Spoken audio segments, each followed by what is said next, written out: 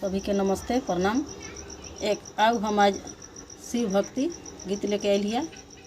अगर ये सुने में अच्छा लगी तो सपोर्ट करा और कमेंट में ज़रूर बताए जे अच्छा आवत होखी, तब ना आगे फिर हम बढ़ाए। जेरी आइली हो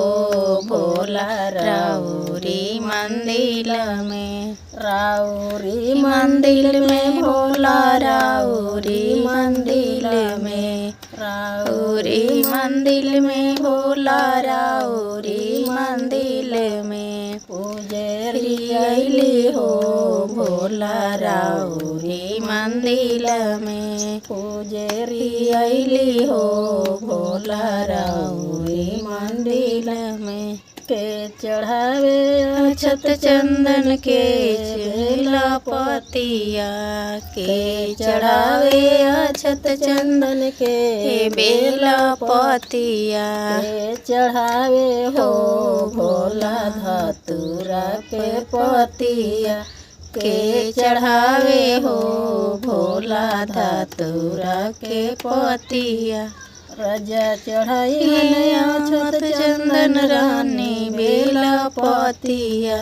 राजा चढ़ाई अक्षत चंदन रानी बेला पतिया, हम चढ़ाई हो भोला धतूरा के पतिया, हम चढ़ाई हो भोला धतूरा के पतिया, पूजेरी आइली हो भोला राउरी मंदिर में, पूजेरी आइली हो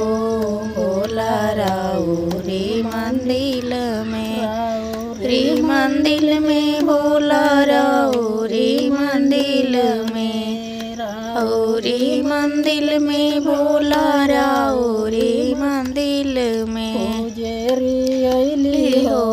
भोला राउरी मंदिर में, पूजेरी आइली हो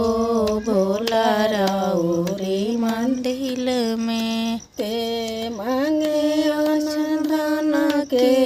मांगे देहिया, के मांगे अनधन के मांगे देहिया, के मांगे हो भोला राउर दर्शनी, के मांगे हो भोला राउर दर्शनी, राजा मंगलन धन रानी मंगलन देहिया, राजा मंगलन धन रानी मंगलन देहिया,